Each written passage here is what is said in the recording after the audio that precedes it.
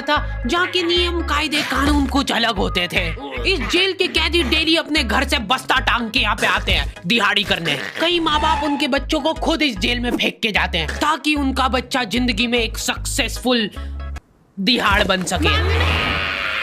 दरिंदे रोक दे बच्चा। मैं अपनी दिहाड़ी करने वैन से जाता था। हमारी वैन वाले ड्राइवर का नाम था भैया जी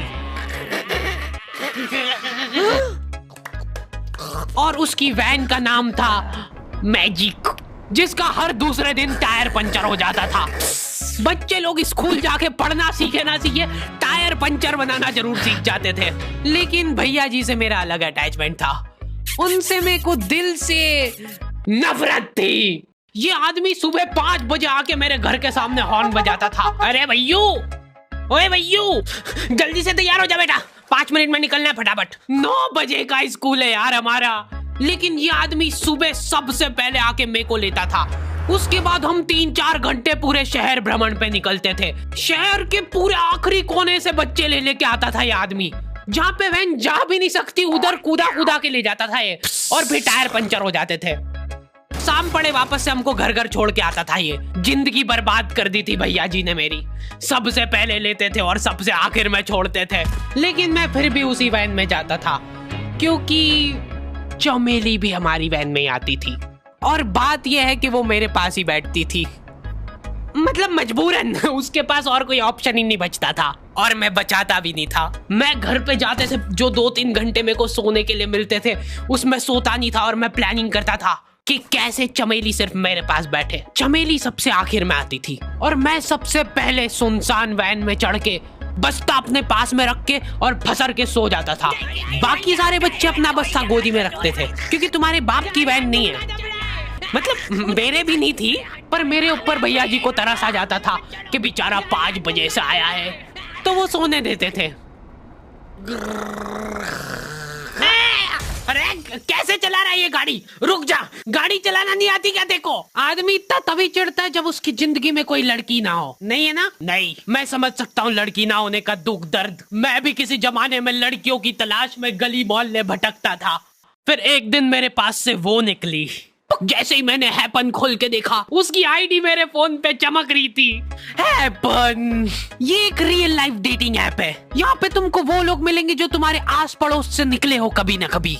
100 किलोमीटर दूर रहने वाले लोगों से बात करके फायदा ही क्या जब तुम मिल ही ना पाओ। और अगर तुम्हारी घिनौनी शक्ल देख के यहाँ पे तुमसे कोई प्यार मोहब्बत नहीं भी करता है तो तुम फ्रेंडशिप तो कर ही सकते हो फिर भी।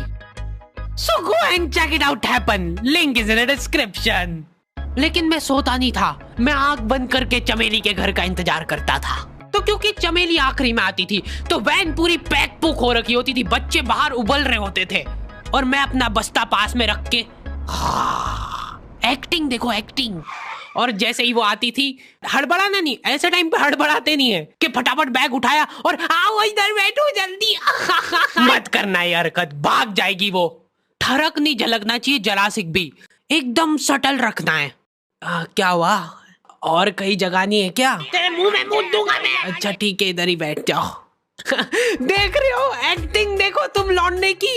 ना जाने कौन सी नशीली खट्टी मीठी खुशबू लगा के आती थी चमेली। आज तक उसकी खुशबू है मेरी नाक में।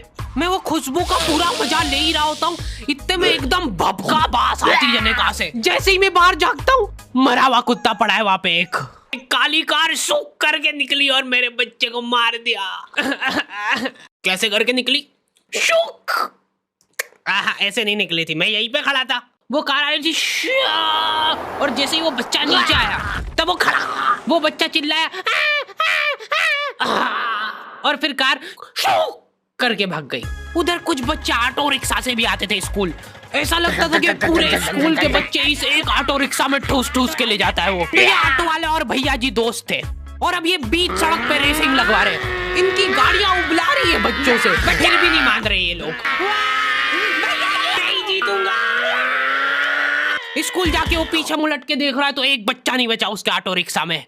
हमारे भैया जी बेचारे पीछे से उनके गिरे हुए बच्चों को उठा उठा के ला रहे थे।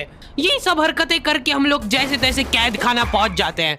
सुबह 5 बजे से निकलने के बावजूद हम लोग लेट पहुंच रहे हैं। वहाँ पे पहुंच के हमने देखा कि 4 लौंडे मरे हुए पड़े हैं। जिनको डॉन ने मारा है। डॉन हमारे स्कूल की इंचार्ज थी। डॉन का कद छोटा था और पेट मोटा था, और आश्चर्य की बात यह है कि समय के साथ उसकी हाइट कम हो रही थी। मतलब बड़े नहीं बड़े वो चलता एक बार को, पर इसकी कम हो रही थी। डॉन बहुत स्ट्रगल करके कार से स्कूल आती थी खड़े होके, क्योंकि बैठ जाए तो उसको सामने की सड़क नहीं दिखती थी। वो अलग बात है, खड़े होके भी पूरा नहीं दिखता था। हर रोज 2-4 कुत्ते कुचलते हुए आती थी वो। फिर मेरे को समझ आया कि रास्ते में जो कुत्ते दिखे थे वो डॉन इस कैद खाने में छत पे बैठी रहती थी स्नाइपर लेके। कोई भी कैदी कुछ गलत गतिविधि करता हुआ दिखता था तो वहीं पे, मैडम इनकी लाश का क्या करना है? अरे ये तो आपको पता ही है। कहाँ रह गए थे यार झमू दीदी, फटाफट ये खून वून साफ करो। झमू दीदी बुलेट से स्कूल आते थे और ये अफवाह फैली हुई थी पूरे स्कूल में कि उनके घर पे मर्सिडीज भी है, लेकिन झमू दीदी हम्बल रहना पसंद करते हैं। ऐसा कहा जाता था कि ये स्कूल ऑन पेपर झमू दीदी के नाम पे ही है, पर वो हम्बल रहने के लिए यहाँ पे झाड़ू पोछा लगाती है। वैसे मैडम इन्होंने करा क्या था? गैर कानूनी पेन फाइट का सट्टा खेलते थे ये लोग क्लास में। उससे मेरे को प्रॉब्लम नहीं है, मेरे को क्यों नहीं? हाँ, हमारी क्लास में पेन फाइट का सट्टा चलता था। हमारे इधर जो लौंडा पेन फाइट में जीतता था, सामने वाले का पेन उसका हो जाता था। कुछ बच्चे अपना सब कुछ दांव पे लगा देते थे और कर्जे में डूब जाते थे। फिर भी वो लोग हार नहीं मानते थे और अपने दोस्त से पेन उधार लेके खेलते थे और वापस हार जाते थे। तो अब क्लास में कुछ बच्चों के पास पोटला भर के पेन पड़ा है और कुछ बच्चों के पास पेन ही नहीं है। पेन इस कैद खाने की करेंसी थी, जिसके पास जितने महंगे पेन वो उतना रईस। यहाँ पे ब्लैक में पेन इधर उधर होते थे। नॉर्मल लोगों के पास होते थे 5 रुपए वाले जीफी जेल, जो कि तुम एक पन्ने पे लिखोगे तो पीछे 10 पन्ने तक छप जाएगा। और उनसे भी गए बीते लोग होते थे जो 3 रुपए वाला यूज एंड थ्रो लेके आते थे और उससे भी उनकी अच्छी राइटिंग आ जाती थी। बहुत चिढ़ मचती थी यार मैं कौन से। और कुछ चुनिंदा रईस लोग होते थे जिनके पास होता था ट्राइमैक्स।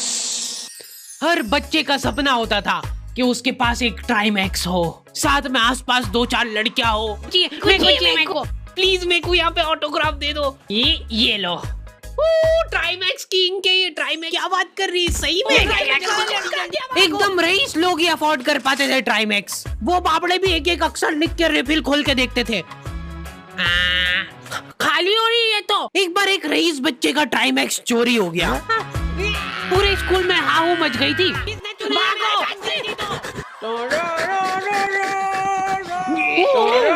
देखो, उस दिन हमको पता चला कि वो आदमी दौड़ भी सकता है। हमारे स्कूल में कुछ भी कांड हो रहा है, ये आदमी सबसे पहले दौड़ के आएगा, पूरा बैग खोल चोर, और बच्चों के बैग चेक करेगा। स्कूल वालों को भी इसकी सैलरी देते वक्त सबसे ज्यादा आखरती है। सैलरी किस चीज की? इस आदमी की शक्ल देख के ऐसा लगता था कि ये स्पोर्ट्स की आड़ में वैन वालों के साथ मिलके बच्चों की स्मगलिंग करता है। इस महान आदमी का नाम था भूषण। इसने अपनी जांग पे टैटू करा रखा था, भू अलग जांग पे, सड़ अलग जांग पे। सर कल से खो खो खेलने के लिए कितनी बजे आना है? वो तो बैग चेक करा पहले तू। इन्होंने पूरे कैद खाने के कैदियों को लाइन से खड़ा कर दिया है। पेन हमारी क्लास के बच्चे का गुमा है और पूरे स्कूल में ढूंढ रहे हैं लोग। आखिरी में पता चलता है कि वो बच्चा घर पे भूल के आ गया था उसका पेन। सॉरी बेटा, एक फेट में मुंह देगा।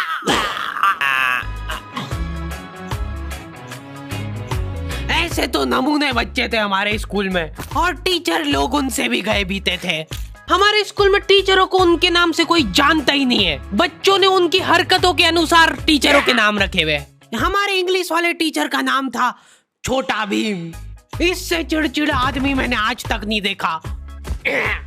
छोटा भीम की हॉबी थी लड़कों को कूटना।